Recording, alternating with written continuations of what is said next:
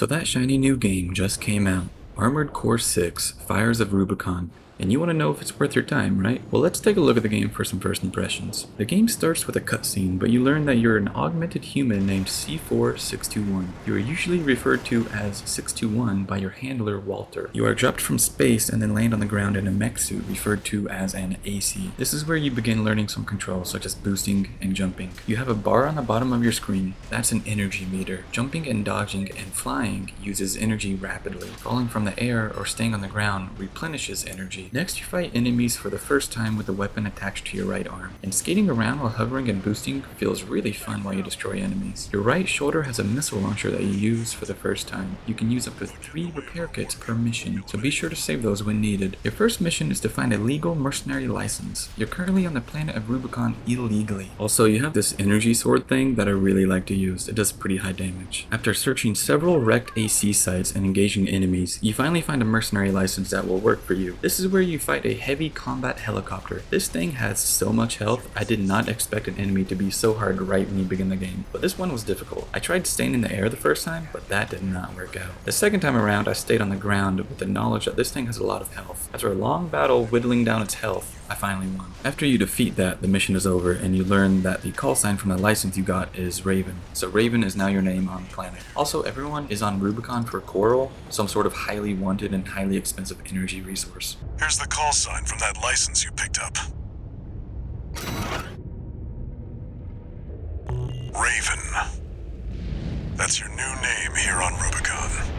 With the license, you're now a mercenary of all mind, which unlocks certain benefits such as purchasing new parts for your AC. After the mission, the menu shows AC design and sortie. You can also customize your name and decal in the menu. So I clicked on AC design to see what I could do. In assembly, you can change the whole makeup of your AC, such as changing weapons, changing heads, changing arms, and so on. I currently had no others unlocked. Next up, I went to paint and made my AC all black with a little bit of red accents on the weaponry. I also really scuffed up my AC. You can change a lot of individual part colors and weathering here, but I just opted for something simple. Next up is decals. You can apply those to different parts of your AC. I didn't use any though. It also said you could use user-created images. For image editor, you can combine preset pieces to create something of your own. They can be used as decals or emblems, and you can share this with others online or download theirs. AC data lets you save and load assemblies and cosmetic settings. You can share this with other players or download someone else's. Sortie is where you can test your AC, do training, replay missions for a better ranking, or do current missions. I selected destroy artillery installations for the current mission.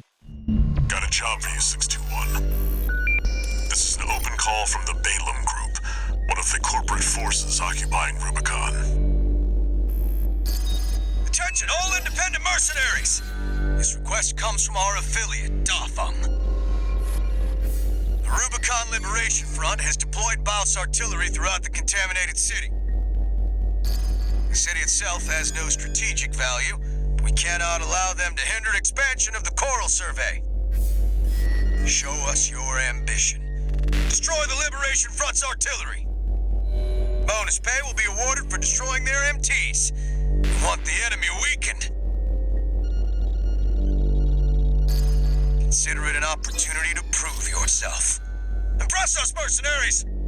My mission is to destroy all of the Liberation Front's artillery placements. The mission wasn't so bad. I killed enemies, I did the mission, and that's that. Once you finish a mission, you see how much you earned. How much ammo you use and how much damage you take affects how much you'll earn as well. After every mission, you usually get a notification from either All Mind or your handler Walter calls you. You now have access to the parts shop. More parts will be accessible once you progress through the story. Here you can pretty much buy any upgrade to any part of your AC. Weapons, head, back, so on. I decided to buy a pulse shield for my left back unit and a head. Once you purchase something, go back to assembly to equip it. After that, I did the next mission, Grid 135 Cleanup. Your objective is to simply destroy some MT squads. The mission went by incredibly fast, but I did get to try out my new shield, which is pretty cool. There's also something called Log Hunt. You destroy targets marked with the Log Hunt logo to improve your hunter class and earn rewards from All Mind. I bought a new gun and it has a higher damage but lower rate of fire. After that quick mission, I went right back to it. A mercenary never rests. This next mission had this really powerful enemy that I did not expect after several